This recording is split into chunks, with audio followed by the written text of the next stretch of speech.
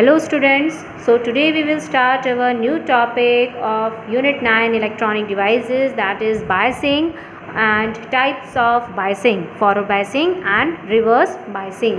इससे पहले हमने जो पढ़ा है वो क्या पढ़ा है, फॉर्मेशन ऑफ पीएन जंक्शन, जिसको हमने बोला था यहाँ पे पीएन जंक्शन और जंक्शन डायोड, और थर्ड नेम भी था उसका क्रिस्टल डायोड, जिसमें आपने देखा कि हमने दो टाइप के क्रिस्टल, एक पी टाइप एक्सट्रिंसिक और दूसरा N type extrinsic semiconductor crystal को मिला दिया था, और जिसकी वजह से वो क्या कहलाया गया था वहाँ पे पीएन जंक्शन या जंक्शन डायोड। ओके, अब उसमें हमने कुछ ऐसे टर्म्स भी पढ़े थे जैसे कि potential barrier, depletion layer, fictitious battery, ये सारे की सारी चीज़ें हमने उसमें पढ़ी थी। उसके बाद हमने देखा कि जब एक पर्टिकुलर विड्थ की डिप्लीशन लेयर फॉर्म हो जाती है तो उसके बाद फर्दर कॉम्बिनेशन ऑफ होल्स और इलेक्ट्रॉन टेक प्लेस नहीं होता, जिसकी वजह से वहाँ पे करंट रुक जाती है। तो इस वजह से हम वहाँ पे क्या करते हैं, एक पर्टिकुलर डायरेक्शन में करंट गेन करने के लिए, यूनि डायरेक्शनल करंट गेन करने के लिए हम वहाँ पे बाइसिंग प्रोवाइड करें। अब बाइसिंग का मतलब क्या है कि एक्सटर्नल एनर्जी सोर्स लगाना है वहाँ पे, ठीक है। उस पर्टिकुलर डायोड में हमें एक एक्सटर्नल एनर्जी सोर्स लगाना है। एक्सटर्नल एनर्जी सोर्स क्या हुआ, बैटरी हुई। ओके, तो यही जो प्रोसेस होता है, process of connecting battery across A diode is called biasing. किसी भी डायोड के अक्रॉस बैटरी कैसे लगेगी, जो भी प्रोसेस होगी बैटरी लगाने की, उसी प्रोसेस को हम यहाँ पे क्या कहते हैं, बाइसिंग कहते हैं। ओके, अब यहाँ पे एक और चीज़ कि जैसे आपने रजिस्टर के सिंबल पढ़ रखे हैं, कैपेसिटर के सिंबल पढ़ रखे हैं, इंडक्टर के सिंबल पढ़ रखे हैं, तो वैसे ही डायोड का भी सिंबल होता है। डायोड का सिंबल कैसे होता है कि आपको एक ट्रायंगल बनाना है, इस तरीके से दिख रहा होगा, ऐसे करके एक ट्रायंगल बनाना है, ठीक है, और एक इस तरीके से स्ट्रेट लाइन, और ये हो गए इसके कनेक्टिंग टर्मिनल्स। तो ये जो ट्रायंगल है वो बताता है पी को, और ये जो लाइन है स्ट्रेट जो बनी हुई है वर्टिकल लाइन, ये बताती है एन को। सो पी एन, ये हो गया हमारे पास पीएन जंक्शन या जंक्शन डायोड। तो अब बात आती है कि बाइसिंग कितने टाइप की, मतलब हम बैटरी को कितने तरीके से डायोड में के अक्रॉस लगा सकते हैं। तो सबसे पहली जो बाइसिंग है वो है हमारे पास फॉरवर्ड बाइसिंग। एक एक करके इसकी वर्किंग भी पढ़ेंगी, फॉरवर्ड बाइसिंग में डायोड कैसे वर्क करता है। और सेकंड है यहाँ पे रिवर्स बाइसिंग।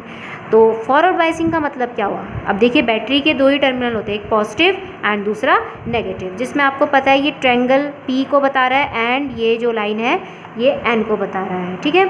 तो जब हम बैटरी का पॉजिटिव टर्मिनल डायोड के पी वाले टर्मिनल के साथ लगा देते हैं, पी वाले रीजन के साथ लगा देते हैं, दिख रहा होगा आपको, है ना, पी रीजन पॉजिटिव टर्मिनल के साथ बैटरी का जोड़ते हैं, और एन रीजन बैटरी के नेगेटिव टर्मिनल के साथ जोड़ते हैं, मतलब पी का पी के साथ, एन का एन के साथ, ऐसे याद कर लीजिए।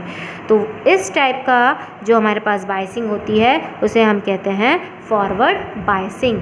अब दूसरे टाइप की बाइसिंग क्या होगी, जस्ट इसको रिवर्स कर दो, मतलब बैटरी को रिवर्स कर दो। रिवर्स का मतलब क्या है कि जब पी रीजन ऑफ डायोड किसके साथ कनेक्ट होगा, negative terminal of battery, and N region of diode connect होगा पॉजिटिव टर्मिनल ऑफ बैटरी, तो उस केस में यहाँ पे कौन सी बाइसिंग कहलाई जाएगी, मतलब अपोजिट होगा, तो इस टाइप में यहाँ पे कौन सी बाइसिंग कहलाई जाएगी, रिवर्स बाइसिंग कहलाई जाएगी। ओके, अब एक एक करके जरा यहाँ पे फॉरवर्ड बाइसिंग को एंड रिवर्स बाइसिंग को पढ़ते हैं। तो देखिए यहाँ पे फॉरवर्ड बाइसिंग समझते हैं। तो उसके लिए सबसे पहले आपको याद होगा, जब हम क्रिस्टल डायोड को देखते हैं तो इसी तरीके का होता है, पी टाइप, एन टाइप, और बीच में एक डिप्लीशन लेयर होती है 10⁻⁻⁶ मीटर ऑर्डर की, है ना। और साथ ही साथ डिप्लीशन लेयर में अगर पी रीजन में देखें तो नेगेटिव चार्ज होते हैं, और एन रीजन में देखें तो पॉजिटिव चार्ज होता है, ये आपको पता है पहले से। और साथ ही साथ हमें यहाँ पे पता है कि इसी पर्टिकुलर डिप्लीशन लेयर की वजह से पोटेंशियल जनरेट होता है, क्योंकि इसका भी एक अपना इलेक्ट्रिक फील्ड सेटअप होगा, तो उसे पर्टिकुलर बैटरी को हम क्या कहते थे, फिक्सिशियस बैटरी कहते थे। तो ये हो गया नेगेटिव टर्मिनल उस बैटरी का, और ये हो गया फिक्सिशियस बैटरी का पॉजिटिव टर्मिनल, क्योंकि यहाँ पे नेगेटिव है और इस साइड पॉजिटिव है। और हमें पता है कि पी रीजन में होल्स मेजॉरिटी कैरियर्स होते हैं, एंड एन रीजन में free electrons majority charge carriers होते हैं, एंड माइनॉरिटी चार्ज कैरियर्स में फ्री इलेक्ट्रॉन्स, और इसमें माइनॉरिटी चार्ज कैरियर्स होल्स। और फॉरवर्ड बायस में हम क्या करेंगे, इस पी रीजन से जोड़ेंगे इस पॉजिटिव टर्मिनल को बैटरी के, और साथ ही साथ एन रीजन से जोड़ेंगे नेगेटिव टर्मिनल ऑफ बैटरी की। ओके, तो अब देखिए क्या होता है यहाँ पे आपको पता है डिप्लीशन लेयर बनी हुई है, ओके।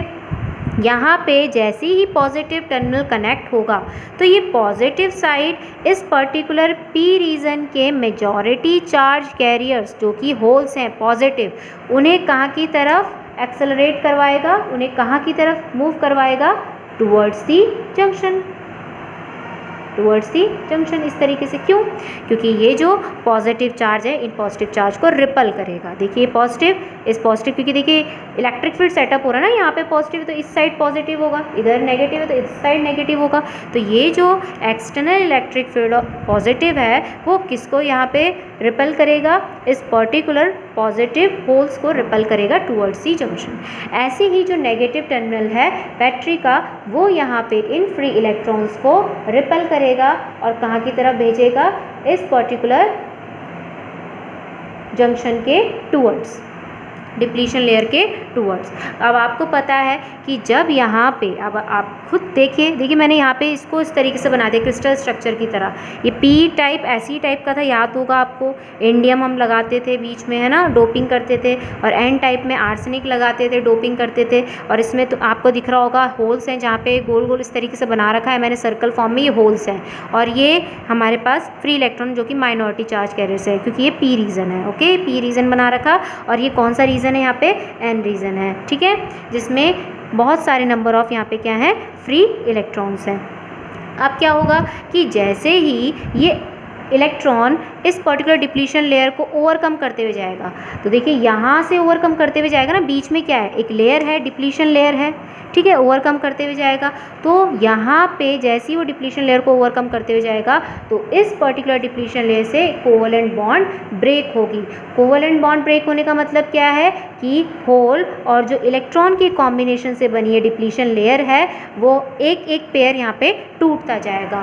कब कब? जब जब यहाँ से जो इलेक्ट्रॉन है वो इधर से पी रीजन की तरफ इन होल के साथ मिलने जाएंगे, डिफ्यूज़ होने जाएंगे, ठीक है। तो क्या हुआ, इलेक्ट्रॉन एन रीजन से पी रीजन की तरफ जा रहे हैं, और जब वो जा रहे हैं तो बीच की डिप्लीशन लेयर के जो होल्स और इलेक्ट्रॉन के पेयर हैं उनको तोड़ते हुए जा रहे हैं, मतलब कोवलेंट बॉन्ड को तोड़ते हुए जा रहे हैं। अब ये तो कंबाइन हो गए। अब जब यहाँ पे कोवलेंट बॉन्ड टूटी, कोवलेंट बॉन्ड जब टूट जाएगी तो वहाँ से क्या रिलीज़ होंगे, बहुत सारे, जितनी कोवलेंट बॉन्ड टूटेगी उतने ही वहाँ पे क्या रिलीज़ होंगे, pairs of holes and free electrons release होंगे। अब ये pairs of holes and electron कहाँ जाएंगे, तो ये जो पॉजिटिव टर्मिनल है बैटरी का वो इन इलेक्ट्रॉन्स को जो कि रिलीज हुए हैं पेयर्स ऑफ फ्री इलेक्ट्रॉन्स, तो वो उन इलेक्ट्रॉन्स को यहाँ से अट्रैक्ट करते हुए इधर की तरफ ले जा लेगा। और इसी तरीके से यहाँ पे पूरे सर्किट में करंट क्या करेगी, फ्लो करेगी, क्योंकि करंट तभी फ्लो करती है पूरे सर्किट में जब वहाँ पे कौन सर्कुलेट करते हैं, चार्जेस सर्कुलेट करते हैं। और इस रीजन में जो होल्स हैं वो इस रीजन में इस नेगेटिव टर्मिनल के थ्रू अट्रैक्ट हो जाएंगे, जिसकी वजह से देखिए जितने ज़्यादा यहाँ पे डिफ्यूज़न टेक प्लेस होगा, जितने ज़्यादा इलेक्ट्रॉन और पॉजिटिव चार्जेस यहाँ पे डिफ्यूज़ होंगे उतनी ज़्यादा कोवलेंट बॉन्ड टूटेगी, और जितनी ज़्यादा कोवलेंट बॉन्ड टूटेगी उतनी ही ज़्यादा यहाँ पे electron and holes pair release होंगे, और यहाँ पे हमारे पास करंट भी क्या होती रहेगी, बढ़ती जाएगी। करंट यहाँ पे क्या हो जाएगी, बढ़ती जाएगी। तो इस केस में अगर आपसे पूछा जाए कि फॉरवर्ड बायसिंग करने के बाद डिप्लीशन लेयर की विड्थ पे क्या असर पड़ता है, तो आपको पता है यहाँ पे क्या हो रहा है, डिप्लीशन लेयर ब्रेक हो रही है ईच डिफ्यूज़न में, तो उस केस में यहाँ पे डिप्लीशन लेयर क्या हो जाएगी, थिन हो जाएगी। In forward bias depletion layer क्या हो जाएगी, थिन हो जाएगी, थिन डिप्लीशन लेयर हमें मिलेगी। एंड करंट कैसा मिलेगा, करंट हमें यहाँ पे क्या मिलता है, लार्ज करंट मिलता है अचानक से, क्योंकि देखिए डिप्लीशन लेयर क्या कर रही थी, जब प्रीवियस केस था जब हमने बाइसिंग नहीं प्रोवाइड कराई थी तो डिप्लीशन लेयर एक्चुअली वहाँ पे एक रेजिस्टेंस का काम कर रही थी कि ताकि वहाँ पे further combination of holes and electron नहीं होगा, डिफ्यूज़न नहीं टेक प्लेस होगा, मोशन टेक प्लेस नहीं होगा। जब मोशन टेक प्लेस नहीं होगा तो इट मीन्स वहाँ पे करंट जीरो हो जाएगी। तो यहाँ पे ये एक्चुअली क्या कर रहा था, रेजिस्टेंस का काम कर रहा था। तो यहाँ पे जैसे हमने फॉरवर्ड बायसिंग प्रोवाइड कराई तो डिप्लीशन लेयर थिन होगी, मतलब रेजिस्टेंस कम। अब जैसी रेजिस्टेंस कम होगा तो करंट क्या मिलेगी, हमें लार्ज मिलेगी। तो इसलिए आपको याद रखना है फॉरवर्ड बायसिंग में जो भी हमारे पास डायोड है वो क्या ऑफर करता है, लो रेजिस्टेंस ऑफर करता है एंड लार्ज करंट वहाँ पे से फ्लो करवाता है। ठीक है, करंट कैसे फ्लो करती है, इधर से इधर की तरफ। साथ ही साथ हमें यहाँ पे एक और चीज़ दिख रही है, क्या, एक तो जो इंटरनल यहाँ पे बिल्टअप बैटरी है, फिक्सिशियस बैटरी जिसको हम कहते हैं, और एक कौन सी वाली बैटरी जो हमने लगाई एक्सटर्नल बैटरी। तो आपको यहाँ पे दिख रहा होगा कि अगर हम देखें इसका इलेक्ट्रिक फील्ड, तो इलेक्ट्रिक फील्ड कहाँ से कहाँ की तरफ होता है, वो होता है पॉजिटिव से नेगेटिव की तरफ। ये कौन सा वाला है, इंटरनल, जो फिक्सिशियस बैटरी का है, पॉजिटिव से नेगेटिव की तरफ होता है, आपको पता ही है। और अगर हम इसके लिए देखें एक्सटर्नल वाले के लिए, तो इसका भी पॉजिटिव से नेगेटिव की तरफ होगा। देखिए ये पॉजिटिव नेगेटिव, पॉजिटिव से नेगेटिव की तरफ होगा, पॉजिटिव से नेगेटिव की तरफ होगा।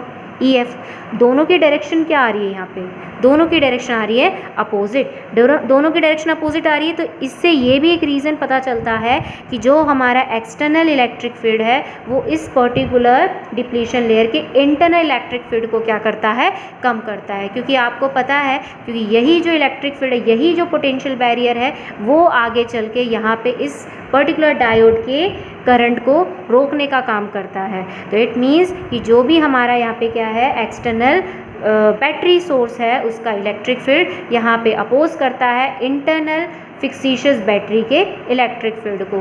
किस केस में, फॉरवर्ड बायसिंग वाले केस में। अब यहाँ पे एक और बात है कि जब मैंने यहाँ पे ये प्रोसेस स्टार्ट ही बोला था, कि जब ये प्रोसेस स्टार्ट ही हो रहा था कि जैसे इसमें बैटरी के साथ कनेक्ट कर दिया, तो क्या अचानक से करंट मिलती है हमें, नहीं। आपको याद रखना है कि इस पर्टिकुलर डिप्लीशन लेयर को ओवरकम करने के लिए, अभी याद होगा ना पोटेंशियल बैरियर कितना होता है, 0.7 volt for silicon, 0.3 volt for germanium. अगर हमने सेमीकंडक्टर बना रखा है सिलिकॉन का, तो पोटेंशियल बैरियर कितने का होता है, 0.7 वोल्ट का।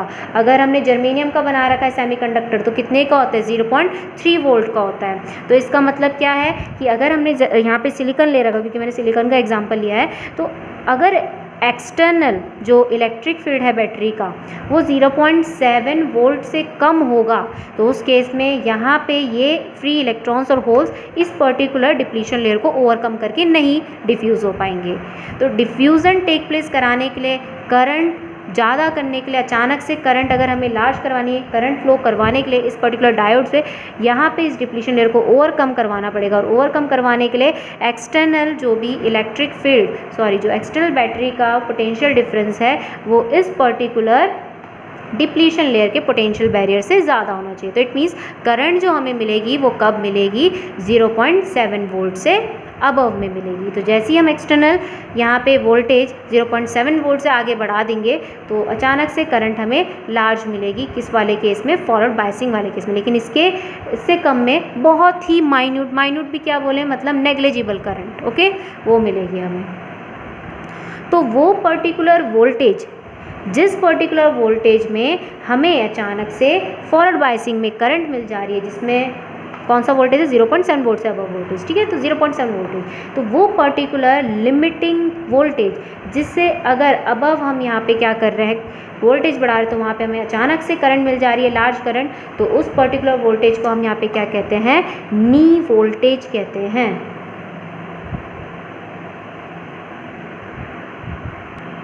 कौन सा वोल्टेज कहते हैं, नी वोल्टेज। तो अगर मुझे यहाँ पे ग्राफ प्लॉट करना है फॉर फॉरवर्ड बायसिंग के लिए, तो वो कैसे प्लॉट होगा, इधर की साइड तो फॉरवर्ड करंट आएगी, ये मिली एम्पियर फॉर्म में प्रोड्यूस होती है। इधर की साइड क्या आएगी, फॉरवर्ड बायस, मतलब उसका वोल्टेज आएगा, इस बैटरी का एक्सटर्नल जो हमने सोर्स लगाया है उस बैटरी का वोल्टेज आएगा V। और अगर हम यहाँ पे नाम दें इस तरीके से बनेगा ये ग्राफ।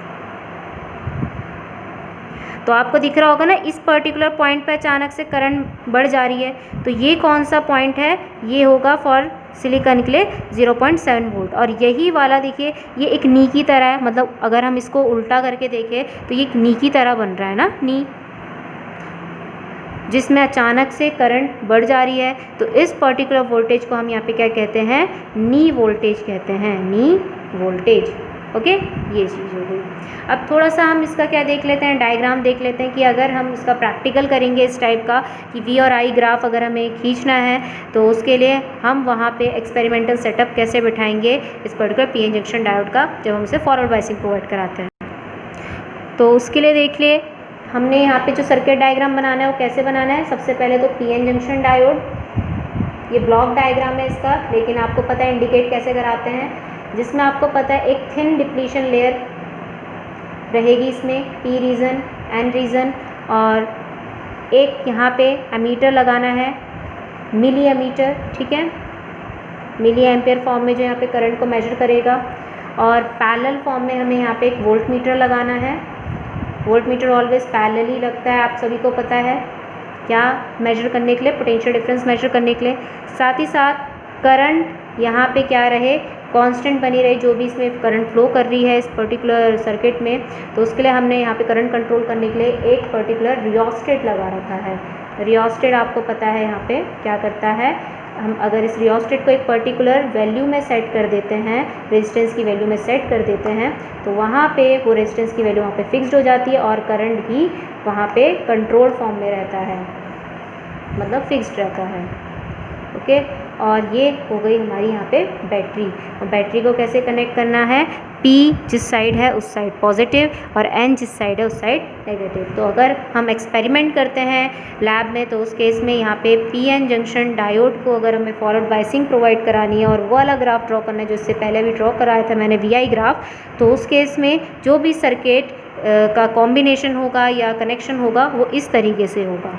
ठीक है, और एग्ज़ाम में अगर आपको आता है कि फॉरवर्ड बायस करेक्टरिस्टिक ड्रॉ करके दिखाइए, तो करेक्टरिस्टिक मतलब वो ग्राफ ड्रॉ करके दिखाना है, और सर्किट डायग्राम अगर आपको ड्रॉ करना है तो आपको ये वाला सर्किट डायग्राम आपको ड्रॉ करना पड़ेगा। ओके।